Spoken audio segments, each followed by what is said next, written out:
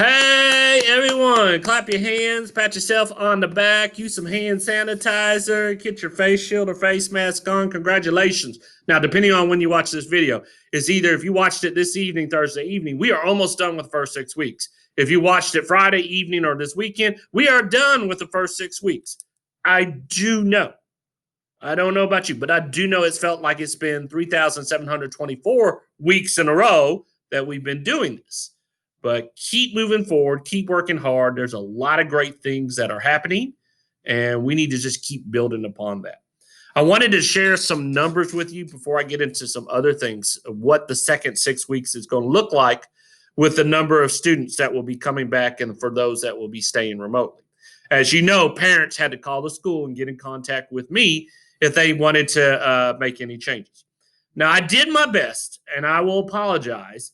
I may have missed one or two because we got a lot of phone calls in at this time that parents who are wanting actually to come back. In fact, it's looking like at this time, if I did my numbers correctly, 88% of our campus will be coming to school for face-to-face. That's about 416 students right there. There's about 12% that will stay remotely. That's about 58 kids right there. I'll let you know this. There was not anyone at this time that chose to go that was face to face and wanted to go remotely. No one chose that. This has mainly been going from remote to coming to school for face to face. Now, this next week, principals are getting together with district directors, and we're going to talk about if there are things that we could do differently now since we're not having a large amount of remote learners. Not going to make any promise to you. I know we've been talking about it the first 6 weeks, but now the district is taking the data from each of the campuses, and we're going to see, and we're going to talk about, is there something that we can do to take the remote and remove it off your plate so you can focus more on face-to-face? Again, I'm not going to make a promise and say it's going to happen anytime soon, but we're trying to see what we can do. Some of you have been asking, and it's a great question. Some of you have no students who will be remotely. And you ask, do I continue to plan in the Google Classroom? My answer to that is yes. This is a reason why. And it's a reason that I hope that we don't have to use, but we need to be prepared.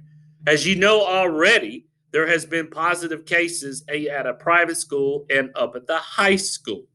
So we need to be prepared just in case that our classroom or even the school has to close down for a week or 2 weeks, or hopefully not. I pray that we don't have to. I knock on wood, even though this is composite wood, I knock on wood and hopefully we don't have to. But in order to be prepared, we're going to continue to use the Google Classroom for our lessons. I also know there's been a lot of questions about the remote learners, one's coming back, one's who are still staying remote with grades. We're meeting again with the principals. That's another topic that we're going to talk about because it's happened across the entire district. I know there's going to be some important things that we need to do. First of all, it's very essential first that you make sure that you're marking the attendance in that Google spreadsheet for our remote learners. This is just data for us to see so that we can tell parents that when they have the failing grades, well, you're not logging in. You're not coming in. You're not submitting any work. And for those of you who have been keeping documentation, thank you very much. That is just makes it a lot easier on your part. You definitely want to keep that documentation that I've reached out to you. I've told you how to do it. I've given you extra chances to get the work in. It's not happening. I do also know that there's internet issues going on, technology issues. I'm more lenient if it's an issue that has to do with that of giving a child maybe, quote unquote, an incomplete grade. But we're going to have students who are going to come back to us that are either going to have some low grades or they're going to have an incomplete. And we're going to have to think about some ideas. And I know that's one thing, principals, can we allow them to change the grade? How do we go about this? Or do we allow them to change the grade? So this is something, and I do know, well, you're saying this, Mr. Ogg, but the report card is going to is coming out. That's okay. I think, again, we're in this different scenario. If it's an incomplete, let's say if we put an incomplete grade in, doesn't matter. We can't run the semester when it comes to the end of the first semester. We can't run report cards because there has to be a grade in there. And so, also, if we're putting in the zeros, this is a new time, a new challenge that no one has ever faced. Do we allow them to have an opportunity to make up the grades? If we allow them to have the opportunity, how can we do this the easiest way where it's not extra work on y'all because you're moving right on into the second 6 weeks? So, again, we're going to have to look at probably at this time, and I appreciate those of you coming, asking me, asking Miss Lindsay, asking Miss Peterson. Each scenario is just going to have to be done individually, and we're just going to have to talk about it and take it step by step, and we'll see. But that's going to probably be an ongoing conversation. Now, if you're paying close attention to this video right now, I just want to let you know that you can wear jeans all next week. So, but do me a favor, please do not share this information with anyone else at this time.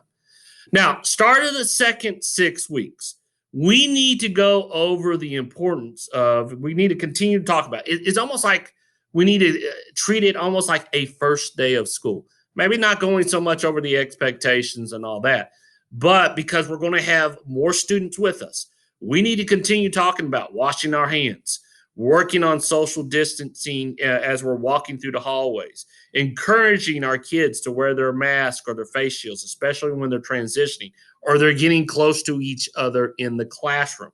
I know you have a classroom right now where you cannot get your kids 6 feet apart all the way around. I understand that. But that's where we go into and we jump into the other things. That's washing our hands as we're going in line, social distancing, mask, face shields, cleaning up our area. I'm going to start talking about it again during the morning huddle. How do you need to sneeze into your arm instead of in your hand. But we need to make sure that we're talking to our kids, especially now that we're having some new students, technically new students, coming back into us and joining our classroom. So the best way that we can do it to prevent is make sure to follow those steps. And again, I tip my hat off to Miss Baker, who has been documenting, recording every case that we have. It doesn't matter. It could be an eyelash in the eyeball or a bad strep throat going around right now. She's been documenting it all and everything. And we've been safe for a lot of things that you're doing in the classroom and definitely for what Miss Baker is doing. So let you know also, because we're having more students come back, we're going to have to sit down and probably look at the staff schedule, and we're probably going to have to make some changes with the support coming in just because of the students that are coming back to us. We'll get that information out to you, but just be aware there will be some changes. Not looking at making any major changes in the master schedule itself at this moment, but making some changes with the support staff on who goes where, things like that. Also, speaking of schedules, I appreciate those of you I asked. I believe I just sent it, kind of put it on the Google Classroom. Classroom teachers. And this mainly is going for second, third, and fourth. We've completed the first 6 weeks. We've got the CBAs done for the second 6 weeks. Let me know when you are planning on your class giving that second 6 weeks CBA. We need to let people know who need to make modifications to the tests for some of our students. We need to look at Eduphoria and how we're going. What does it look like? How's it going in Proctor? We need to know that when you're giving the test. So if we need to provide support, we can be there. So again, please, as we enter the second 6 weeks and we're planning and we're going through, please make sure that you are sharing those testing dates with me so I can share it with others. Okay, also, I don't know. This is a real good thing, and I think you will enjoy very much. But if you listen to Dr. Chaplin on the school board, he wants to create a culture of voting in our school district. And he's absolutely right. If you look at studies and you look at the group that is less likely to vote in any type of election, whether it's nation or state or local level, it's teachers, who are the lowest number of voters out there who actually go in to vote. We need to change that philosophy. I think people at the state level and local level will listen to us more instead of, they don't listen to us too well because they only see 35% of teachers are voting. We need to get that up to 75, 80% across this state across the country. And probably when we do that, more people will listen. So Dr. Chaplin has asked, and I'm sure he's going to send out some information, but I'll go ahead and share it. When we can start early voting, okay? If you go and you vote, and you know how they got those voting stickers, I voted and everything. And if you could put one of your voting stickers on your ID and wear that all the way through voting till election day, if you vote and you do that and you have that sticker, you can wear jeans from when we start voting to election day.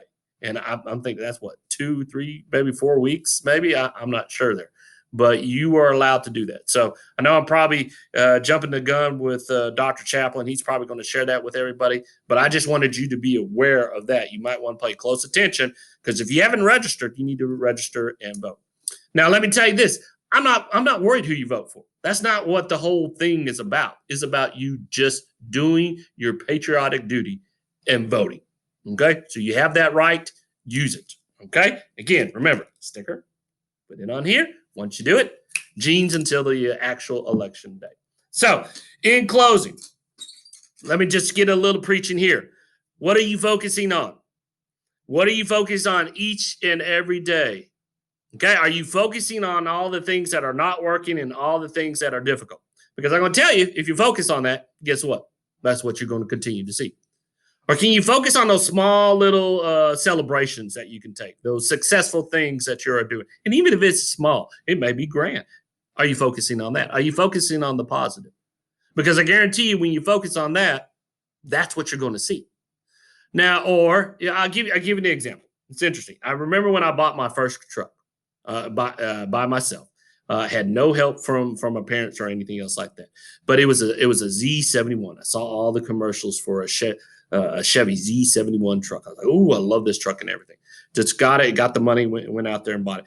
And never saw it anywhere. Never saw it on the road and everywhere. But the more and more I started talking about it, the more and more I talked. And once I bought it, guess what? When I started driving, I was thinking I was the only one driving the Z71 truck. Well, guess what? When I got it and I'm talking about taking care of it, guess what I started seeing on the road? More Z71 trucks. They just all of a sudden start appearing. Okay, same thing, same kind of philosophy, metaphor, whatever you want to call it is. If you're focusing on everything that is not working or everything that can go wrong, that is all you are going to see. If you can focus on the positive, on the things that did went well, and it might be that little Michael got in and he had his shoes tied all day long. Focus on that. You're going to start seeing more of that. So I got to ask yourself, what are you focusing on? Okay, so again, thank you so much. Y'all have a great evening, or whenever you see this, maybe it's on the weekend. Have a great weekend. We'll talk to you and we'll get excited. Be excited, ready to go for the second 6 weeks. Take care.